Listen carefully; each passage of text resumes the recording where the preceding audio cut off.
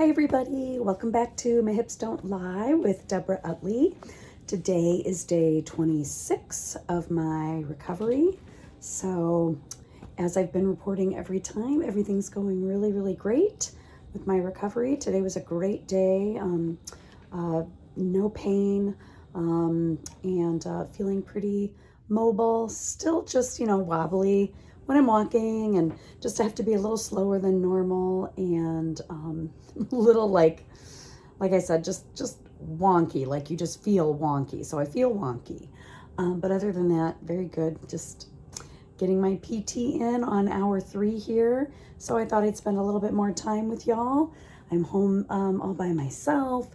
So I am free to do whatever I want. So I'm going to talk with y'all nice and loud. And just let you know a little bit kind of what's going on in my mind today, and then a little bit more about my time with my second foster family.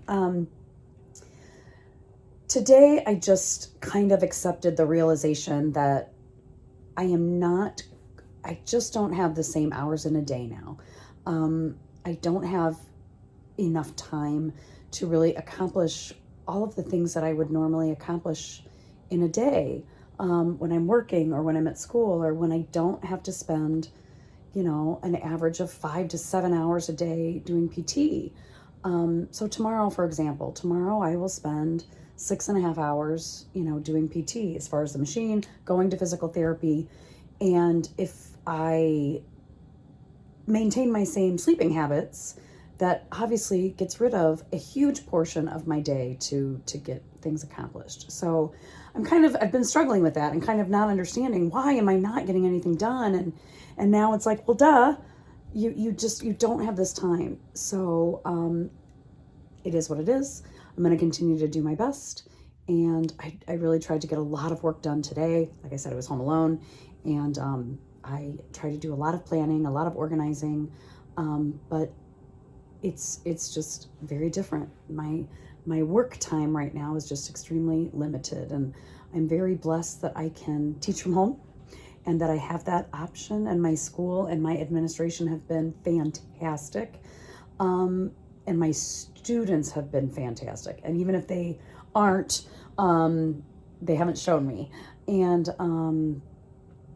I've been super hard on myself, and I'm going to try to, give myself a little grace about it, because I don't know what else to do, right? So that's kind of where I'm at with that, just emotionally, just really trying to come to terms with what reality is and what my days are right now for 4 more weeks, right? 4.5 more weeks, 5 more weeks, really, 5 more weeks, because I'm still a few days shy of a month. So I'll be home for 5 more weeks, and then back to school on March 1st, which I'm so excited about.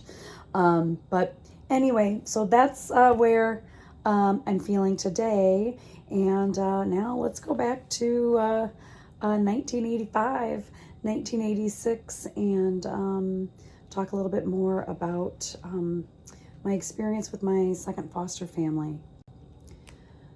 So, as I said last time, a lot of wonderful things about this family, and the biggest thing is that they really introduced what structure can do.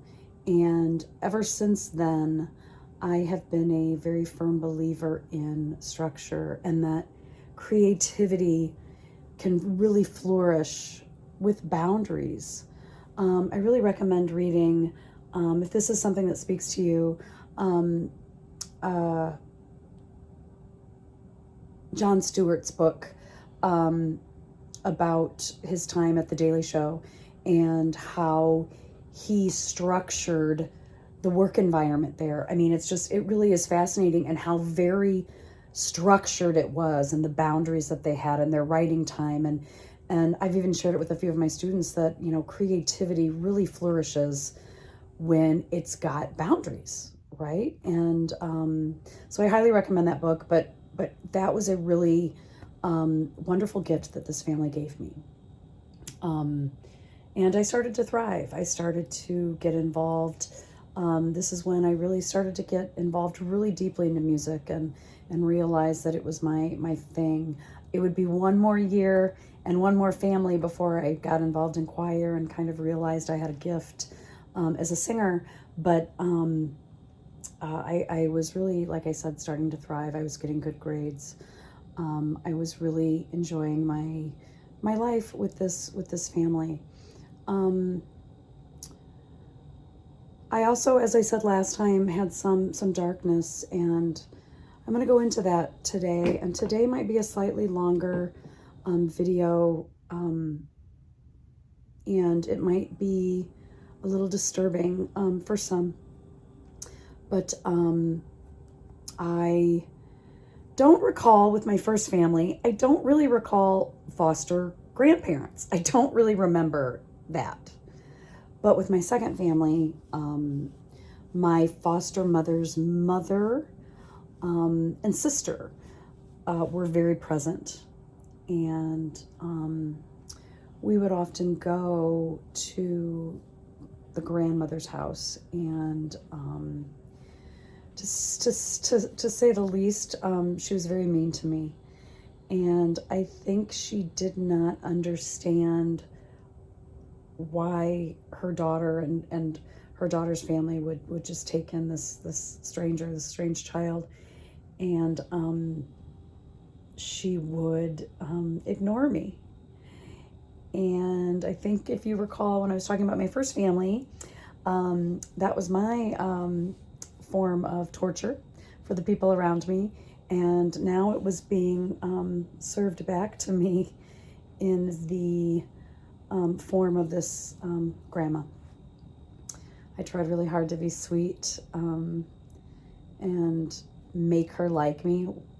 Adults out there, we know how successful it is when you try to make someone like you, right?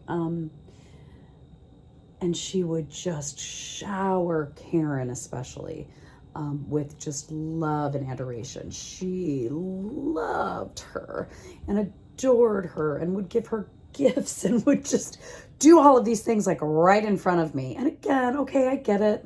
I don't belong to you guys, whatever. But it was just it was really hard on my already very poor self-worth, right? And just absolute torture. Another thing I kind of have been thinking about with this particular family, I did not call them mom and dad. I didn't ask to. I called them by their first names.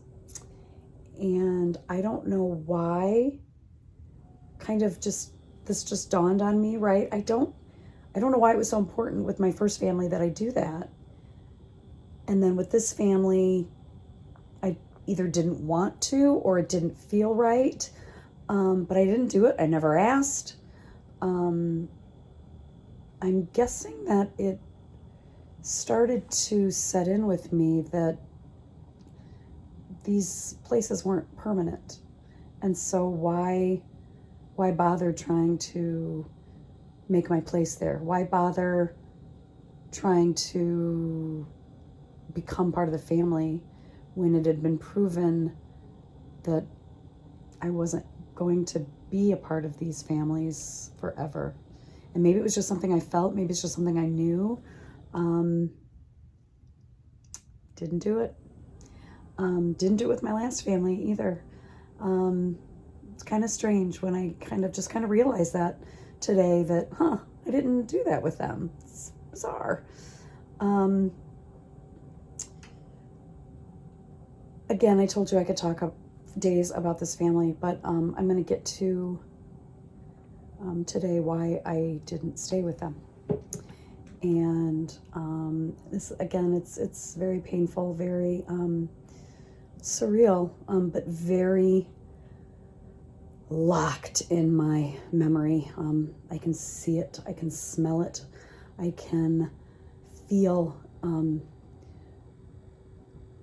these feelings that I had over 30 years ago. As I said, their oldest son, Brad, was exactly 3 years older than me. So it was my 13th birthday and 2 days before his 16th birthday. And we were up, all of us up, getting ready for school, getting ready to leave. I was super excited. It was my birthday. I was a teenager. I was feeling myself and was so excited to go to school. Had on a new outfit. I can remember that like it was yesterday. It was hideous, but thought it was so amazing. I had a long mint green skirt, and then I had a white sweater with like, it was pastels, right? Everything was pastel in mid 80s. So it was like, I had a pink stripe, a mint green stripe to match my shirt. And it was a V-neck. So then what we did was we would wear our V-necks backwards. So the V would be in the back. So chic. I was psyched and ready to go.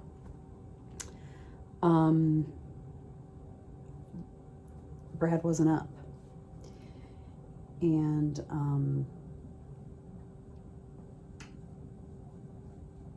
he had passed away in the middle of the night.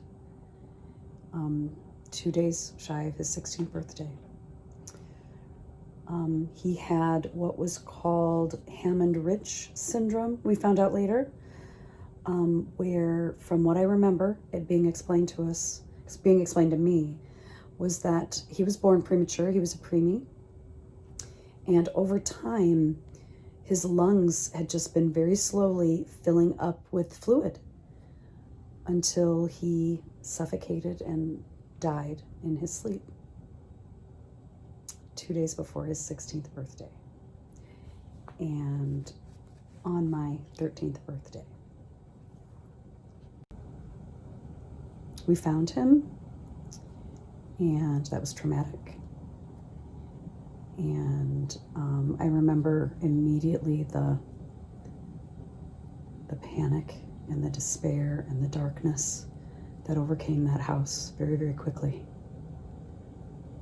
I remember the police coming. I remember all of us being in the living room. And I remember watching them take him out in a black body bag. And I was just watching and absorbing this scene, and I'd almost emotionally separated myself from it because I didn't feel a part of it. I didn't feel a part of this family in that way, and so I was just watching their terror and their horror. My foster parents were, I can't even explain it. I don't want to explain it.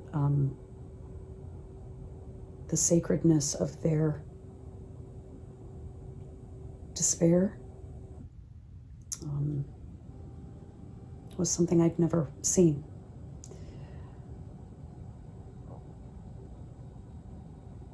I remember the funeral.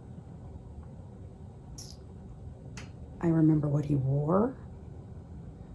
I remember looking very closely at him. I'd never seen a body in a casket before. It was my first time.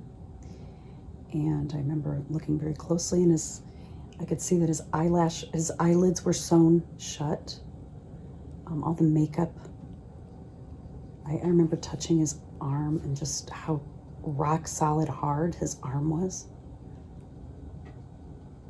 He had drumsticks in there. I remember that. It was awful. I remember the smell of that funeral home. It was lovely, but it smelled like a funeral home. It smelled like formaldehyde. It smelled very chemically. And I remember I kept going back and forth to the drinking fountain. Drinking fountain, back to where we were standing, drinking fountain. People didn't know who I was. here I'm surrounded by all these people. I felt so alone, and had my own grief to attend to. Like I loved this person. I lived with this family for several months at this point, and Brad was always so kind to me, and very protective, like I was his real sister. Just looking back, just now that I teach this age, right, just such a sweet boy, so talented, such a great drummer. He was part of the marching band he went to Davenport Central, and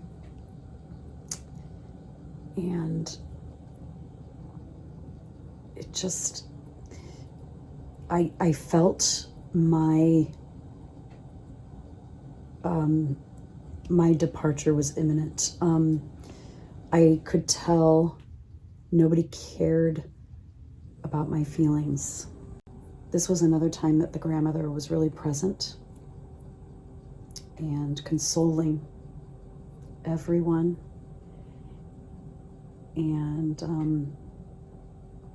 I was trying to be consoling to the best of my ability, but I had no one to console me.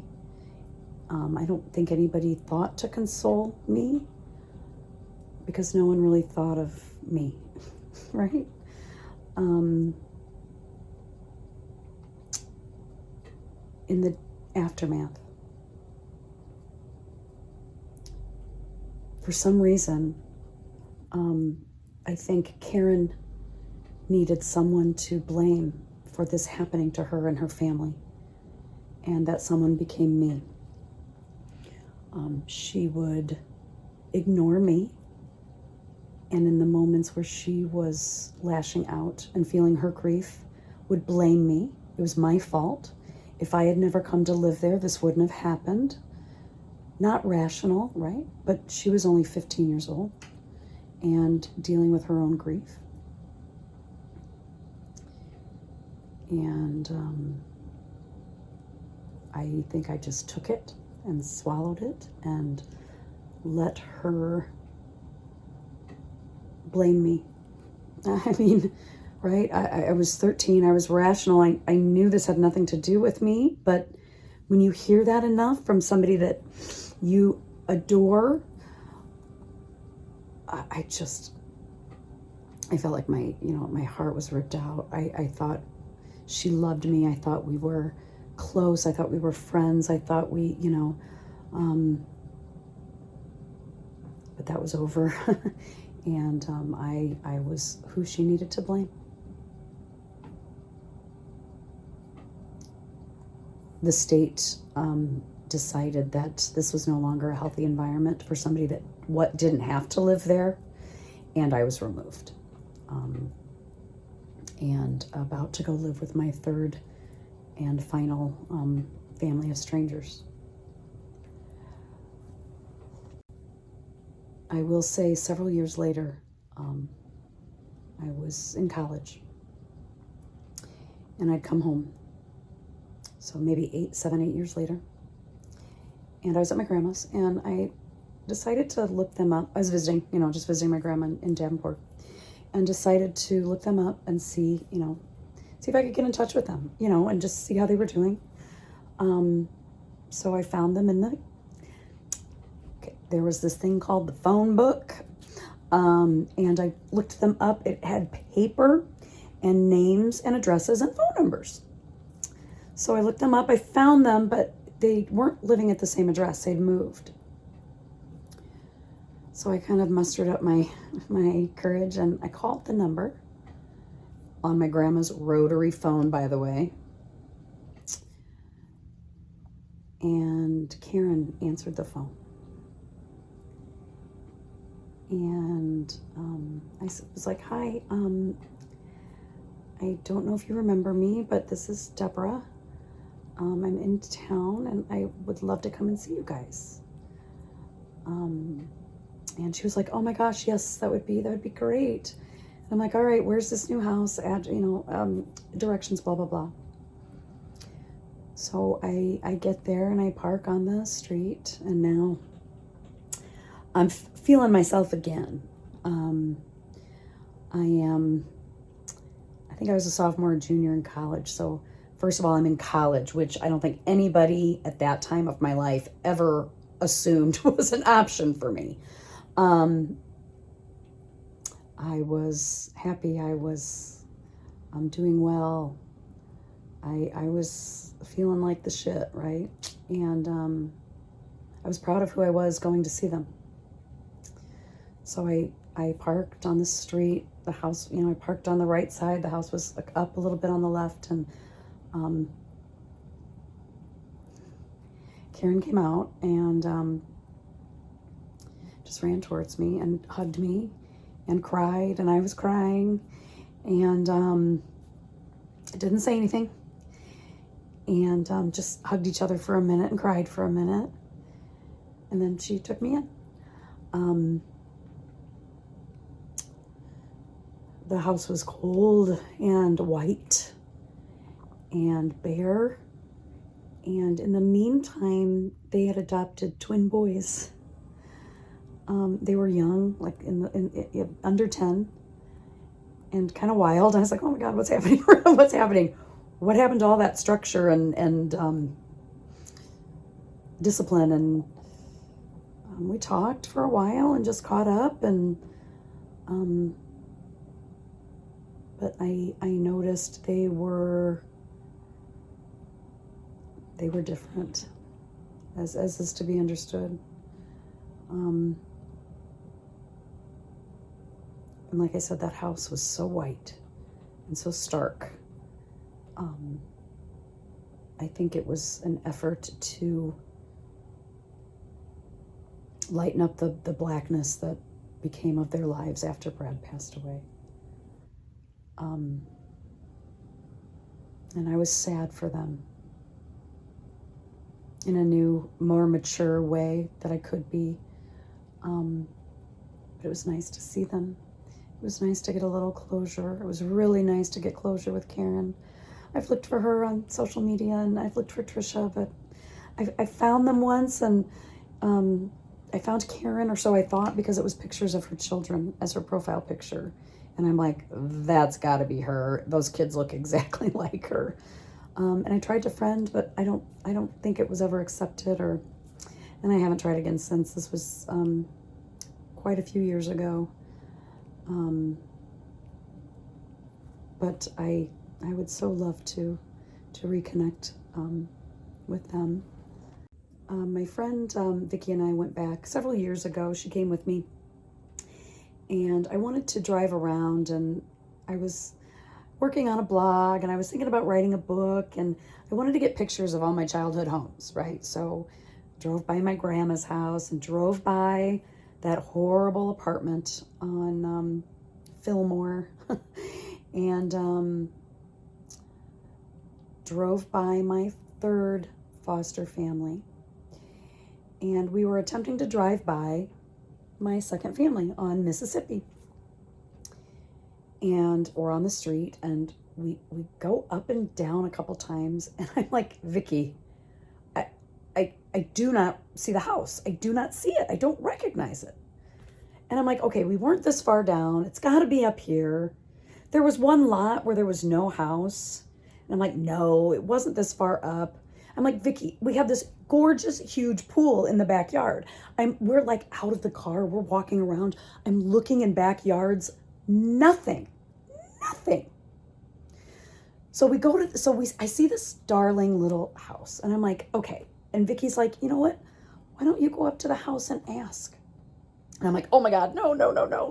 And I'm like, all right. So we go up to this house, and the door's open, the screen door. So I knock, and this beautiful black woman comes to the door, older, maybe 60s, 70s. I'm like, hi. I go, my name is Debora.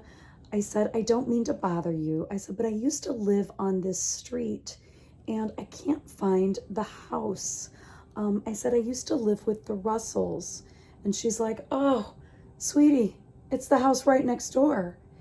And I'm like, no, that's not the. She goes, yes, yes. She goes, they haven't lived here for a long time. I go, yeah, I knew they moved. And she goes, it didn't even look like a house. It was completely overrun by weeds, and it looked like, I hate to say it looked like a meth house. There was tinfoil on the windows. It was dark and just gross. I was like, I go, you may not remember me, but I lived with them for a while. I lived with them when Brad passed. And she goes, oh, yes. His room was right up against her house. That was on that side. And she goes, oh, Lord, he would play those drums and I would hear him all day. And, she obviously welcomed us into her home. And it was so funny. It turned out that she was she taught private piano lessons. And I'm like, oh my gosh, I'm a music teacher. Like I loved connecting with her. I do not remember her in any way, shape, or form. And obviously she lived there when I lived there. She was our neighbor. But it was just, I think, kismet that I chose that house to go up to. The backyard, same thing. It was, you couldn't even see that there was a pool there. It was completely covered with just junk and overrun with weeds and plant life. And it was so sad to me to see that this once beautiful home, beautiful pool, beautiful backyard with the memories of this family. It was really a devastating thing to see. She told me that my foster mother had passed away, that she had gotten uterine cancer and died. She thought that my foster dad was still alive. She didn't really know. But it was just a little jarring to me to hear of her death. And that's when I came home and I Googled her obit, tried to find the girls on social media. I wrote in the online, guest book, I just wrote a note to the family, who I was and how sorry I was that she was such a lovely lady. So that's some closure that I got on that time and that home, and that family, who I hope that all of the surviving members are doing well, and if they ever come across this, that I find them again someday. But that was an awful time for a 13-year-old. And I still have Brad's obit. It's in a little shoebox with some of my mementos from high school and ribbons and newspaper articles and things like that. I had it laminated, and I take it out every now and then and read it, and just think of them and pray for them and pray for him. And just think of what a big part of my life that moment was for a very short time. But so that's a little bit more today, and next time I'll tell you about my last family that I lived with for 8th grade, 13 to 14, and my final year in foster care as a ward of the state of Iowa, and my last year living in Iowa. So thanks for being with me today. I am so grateful for this time with you, and I hope you have a great week, and I'll talk to you soon. Thank you.